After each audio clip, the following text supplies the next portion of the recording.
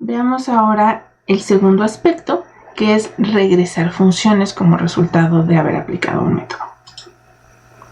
Bueno, otra vez va a ser un poquito utilizando trucos, pero vamos a ver qué se puede hacer. Voy a compactar ahora sí todo nuestro trabajo también adentro de un mismo archivo para que se den cuenta de que se puede hacer. Digamos que estamos en la clase regresa objeto función. La interfaz funcional que voy a utilizar para poder pasar mis funciones solamente la voy a utilizar adentro de este ejemplo, entonces no quiero crear un archivo por separado. Bueno, así como teníamos clases adentro de las clases, también podemos definir interfaces adentro de las clases. De hecho, aquí también estoy agregando otro elemento. Se darán cuenta de que Java de repente tiene esto, lo que le llaman las anotaciones. Y esto es lo que hacen, es ayudarnos con el compilador para que si cometemos algún error, como por ejemplo intentar ponerle más de un método a una interfaz que le pusimos la anotación Functional Interface, entonces el compilador nos va a decir inmediatamente que estamos haciendo trampa. Bien, entonces ya la puse dentro de la clase. Después vamos a jugar un poquito con variables. Lo que estoy haciendo es, en mi ejemplo, voy a crear un atributo. Voy a crear aquí una función, que la idea es que cree funciones. Entonces, los nombres son bastante sugerentes. Mi interfaz se llama función. Lo que se puede hacer con una función es aplicarla. Entonces, el único método que contiene se llama aplica. La función que la va a crear y a devolver se llama crea. Devuelve un objeto de tipo función. Y recibe aquí un parámetro simple y sencillamente para ilustrar qué se puede hacer. Y tenemos aquí precisamente nuestro intento de programación funcional, donde lo que estamos devolviendo es una nueva función, un nuevo objeto de una clase que implementa la interfaz función. Pues observen que aquí estoy utilizando la clase anónima y aquí tengo las llaves para poner el contenido de la clase. Disculpen, aquí este título no es muy adecuado. Bien, cambiado. Ahora, ¿qué vamos a hacer adentro de esta función nueva? Bueno, observen que lo que estoy haciendo aquí es crear el código de nuestra función. Pero ¿qué chiste tiene regresar a una función como resultado de otra función? Bueno, el chiste sería que lo que se ejecute aquí adentro sea un poco diferente dependiendo de algún parámetro que nos pasen para la función que la crea. Entonces vamos a jugar aquí un poco con estas ideas. Observen que estoy creando mi clase anónima con un método que se llama aplica, devuelve un string, y vamos a recibir dos tipos. Vamos a tener tres variables a nuestro alcance. Por un lado, tenemos al atributo de la clase. Recordemos que siempre que estamos adentro de un método de una clase, podemos ver sus atributos. Bien. Ahora, como estamos adentro del método crea, entonces también podemos ver su parámetro valor. Y así como podemos ver el parámetro, también podríamos tener aquí variables locales y serían visibles en la parte de acá abajo. Entonces, la clase anónima que estamos creando aquí, resulta que también puede ver a las variables valor y atributo, porque es un bloque anidado dentro de este bloque. Entonces, aquí adentro de la implementación del método aplica, puedo ver a valor y puedo ver atributo. Y además, bueno, como el método función recibe un cierto valor, cuando yo implemente aplica, pues también puedo tener aquí una variable diferente. Observen que como estoy implementando la interfaz función y lo que importa es que tengan la misma firma, bueno, aquí de paso le cambié el nombre, sigo teniendo un un argumento de tipo entero, pero le cambié el nombre argumento para que no se confunda con el que está acá. Entonces, ojo, sí se puede. Nada más cuando leen el ejemplo, acuérdense que este es este. Bien, entonces, cuando yo escriba el código de mi implementación del método aplica, puedo utilizar argumento, valor y atributo.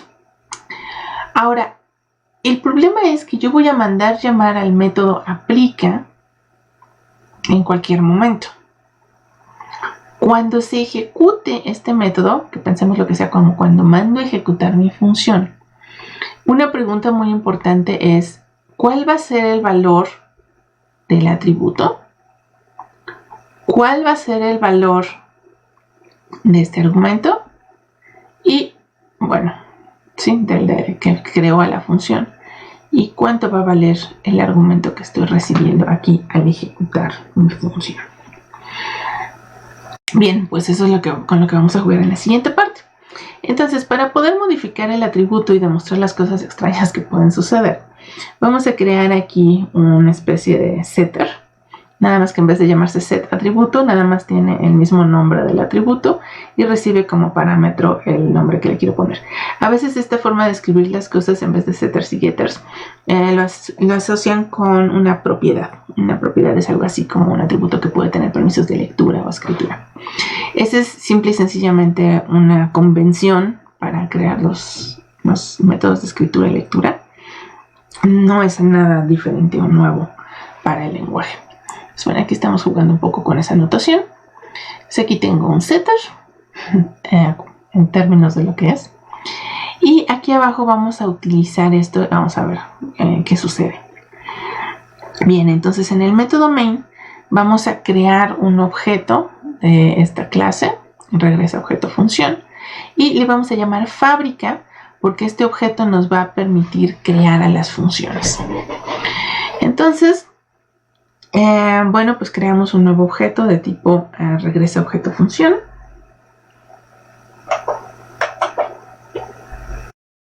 Y vamos a fabricar uno. Lo primero que vamos a hacer es cambiarle el valor al atributo de fábrica para ver qué pasa con ese atributo cuando empecemos a trabajar. En este momento le vamos a llamar 1. Después vamos a mandar a ejecutar el método crea y le vamos a pasar como parámetro un número 1. Entonces observen que este 1 corresponde con el parámetro que le estamos pasando a nuestra función de orden superior simulada que recibe el parámetro que le vamos a variar a la función que estamos creando. Bien, entonces aquí está el 1. Después vamos a ejecutar ahora sí la función que creamos, hasta le llamamos función F1. Perfecto.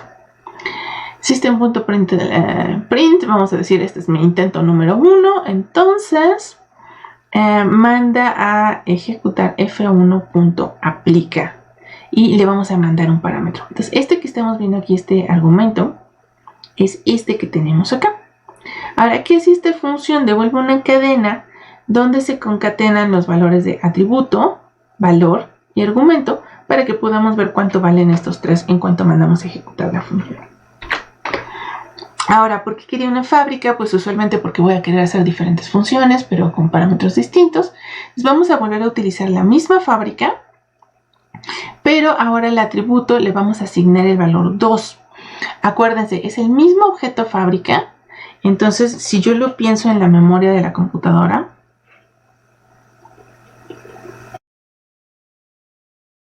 aquí es donde tenemos el atributo que se llama atributo. Entonces, cuando ejecuto esta línea de código, le asigné la cadena 1. Cuando ejecuto esta otra línea de código, en realidad estoy quitando este de aquí y le estoy cambiando por la dirección de una nueva cadena que se llama 2. Ahora, después de que le cambié el valor a este objeto, lo voy a utilizar para crear otra vez una función, pero ahora estoy pasando como parámetro el número 2. Y este número 2 otra vez es el que está aquí en valor. Bien, ahora vamos a imprimir 2 y vamos a ver qué sucede cuando mandemos ejecutar a nuestra función F2, pero ahora con un parámetro 20. La idea es que esto se va a parecer mucho. Nada más vamos a ver qué cadenas generan. Y después digo, bueno, pero si yo me creo una función F1 y una función F2, pues debería de poder utilizar la función F1 en el momento en el que yo quiera. Particularmente debería de poder volverla a ejecutar después de haber hecho F2. Así es que simple y sencillamente voy a volver a llamar F1.aplica, pero ahora a la ejecución de mi función le voy a pasar un argumento diferente para que me dé cuenta de que estoy trabajando ya en una ejecución distinta. ¿Qué resulta si hacemos esto? Bueno, de nuestro primer intento, cuando teníamos aquí el 1 y pasamos un 1, sabemos que el atributo es la cadena 1, el valor local al crear se llamó 1, o sea, esta variable de aquí, y el argumento que le pasé cuando la mandé a ejecutar era un 10, este de aquí, perfecto.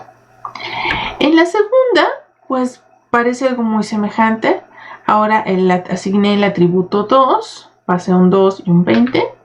Bien, entonces 2, el atributo es 2, el valor local al crear es 2 y el argumento que mandé es 20. Pero ¿qué pasa cuando reutilizo mi función F1? ¿Cuánto creen que deban de valer cada una de esas cosas? Bueno, observen que no he modificado el atributo, sigue teniendo el valor que le puse aquí. Pues entonces aquí cuando pregunto por el atributo, me está devolviendo el estado actual de la fábrica. Me está devolviendo 2. Pero, ¿qué pasó con las variables locales? Con la variable que teníamos aquí y con la variable que estoy pasando aquí como argumento. Estas sí las guardó. Sí guardó el valor local de la fábrica cuando crea mi función.